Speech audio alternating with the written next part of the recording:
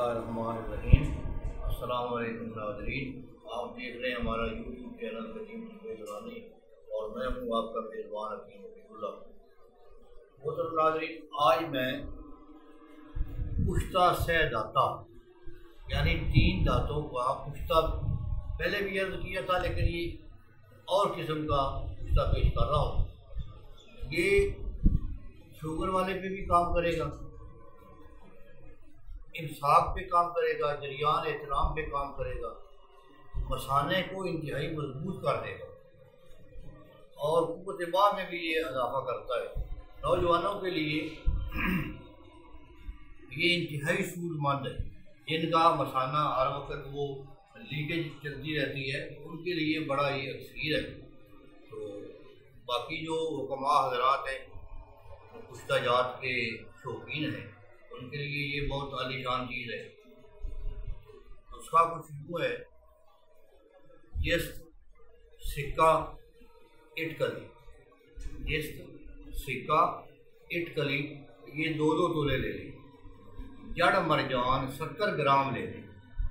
जड़ मरजान को अच्छी तरह बारीक करके कपड़ छान कर बिल्कुल बारीक पाउडर कर, ये जो तीनों चीज़ें हैं ना, धार जो है सिक्का, जेस्ट और इटकली, इनको कढ़ाई में डालकर नीचे आग जलाएं तो ये पानी हो जाएंगे, पिघल जाएंगे। तो डंडा बना लें, ये ले लें कीकर का या जामन का, कीकर का या जामन का डंडा एक ले लें, इतना लंबा डंडा हो, इतना मोटा हो जाए। तो वो जड़ मरजान की एक टुकड़ी मारें इस दवाई के ऊपर और डंडे के साथ हलाएं।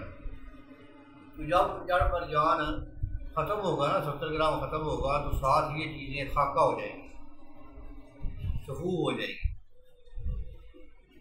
इनको उतार कर ठंडा कर लें।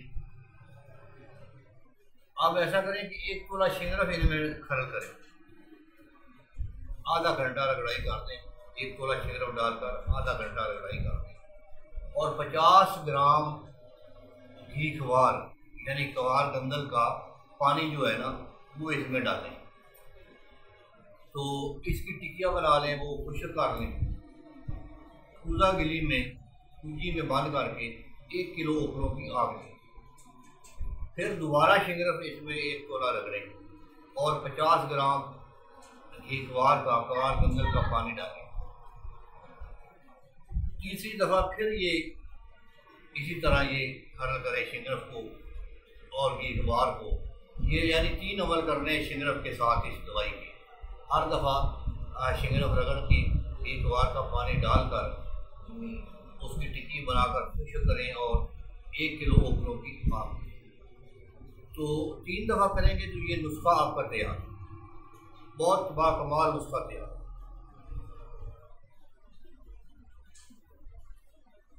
एक रत्ती सुबह खाली पेट मक्खन में या मलाई में, इसकी खुराक जो है ना, 1 रत्ती मक्खन में या मलाई में रख कर ये ऊपर से 1 गिलास नीम गर्म दूध का पिला लें। इंशाअल्लाह इसके साथ हर किस्म का जरियान ख़त्म हो जाएगा।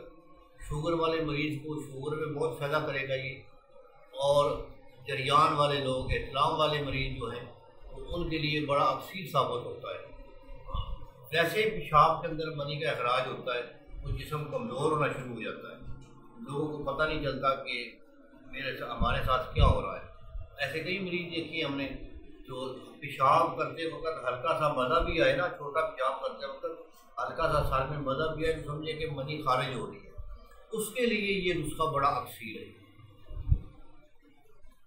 तो ये 1 चम्मच मक्खन में हो, 1 रत्ती ये हो, ये खिलाकर ऊपर से नीम गर्म दूध पिला दिया करें।